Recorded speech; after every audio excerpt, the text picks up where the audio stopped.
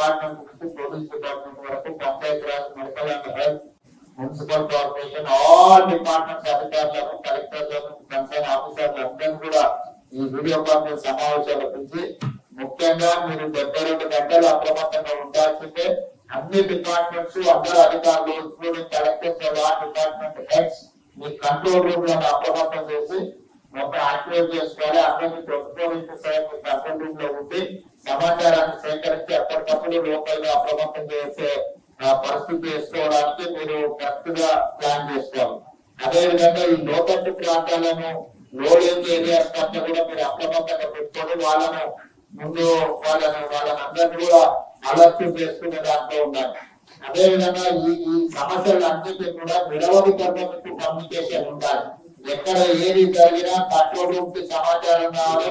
అదే విధంగా control room నుంచి మళ్ళీ అక్కడ సంబంధిత కలెక్టర్లు కానీ సంబంధిత శాఖలకు ఎక్కడెక్కడ ఏ డిపార్ట్మెంట్ తోని సమాచారాన్ని పంచుకోవాలి, ఏ డిపార్ట్మెంట్ మనం అప్రమత్తం చేయాలో కంప్లీట్ గా నిరవధికంగా 24/7 కమ్యూనికేషన్ ఉండాలి. కమ్యూనికేషన్ ఉంటే మనం ముందస్తుగానే జరగాల్సిన సమస్యని కొంత మనము అడ్రస్ చేయడానికి ఉంటుంది. ఎక్కడైనా లోతట్టు ప్రాంతాలు ఉండి సమస్య వస్తుందంటే ఆ కుటుంబాలను తక్షణమే సేఫ్ జోన్ కి తరలించాలి. అదేవిధంగా రిలీఫ్ క్యాంప్లను కూడా నిర్వహించి వాళ్ళకి కావాల్సిన ఫుడ్ కానీ మెడిసిన్స్ కానీ ఏదైనా సమస్యలు వచ్చినా కూడా ఇమ్మీడియట్ గా వాళ్ళని ఇచ్చేయాలి. ఎక్కడ కూడా ప్రాణ నష్టం జరగడానికి లేకపోతే పశు సంపద నష్టం జరగడానికి అవకాశం లేకుండా అప్రమత్తం ఉంచాలి. ఎక్కడ కూడా ప్రాణ నష్టం జరగడానికి వీల్లేదు. అదేవిధంగా ఈ ఎఫెక్టెడ్ ఫ్యామిలీస్ ఎవరంటే వాళ్ళకి సహాయం అందించడానికి కలెక్టర్లు వీళ్ళందరూ కూడా లోకల్ గా మీ దగ్గర ఉండే ఫండ్స్ డిజాస్టర్ ఫండ్స్ నుంచి ఇమ్మీడియట్ గా వాడుకోండి. చీఫ్ సెక్రటరీ గారితో కూడా ఏదైనా ఉంటే ఇమ్మీడియట్ గా ఫండ్స్ రిలీజ్ చేయాలన్నా ఇట్లాంటి వాటి దగ్గర వెనుక ముందు ఆలోచించాల్సిన వాళ్ళని ప్రజలకు సహాయం అందించడానికి అవసరమైన నిధులను కలెక్టర్లు ఖర్చు పెట్టండి. దాంతోనే ఇది చేసుకోండి. అదేవిధంగా ఎనర్జీ డిపార్ట్మెంట్ కు ఈ తరగాలు కానీ వర్షాలు వచ్చినప్పుడు కరెంటు డిస్కనెక్ట్ అయ్యి పోలు పడిపోవడం ట్రాన్స్ఫార్మర్లు కాలిపోవడం జరుగుతుంది.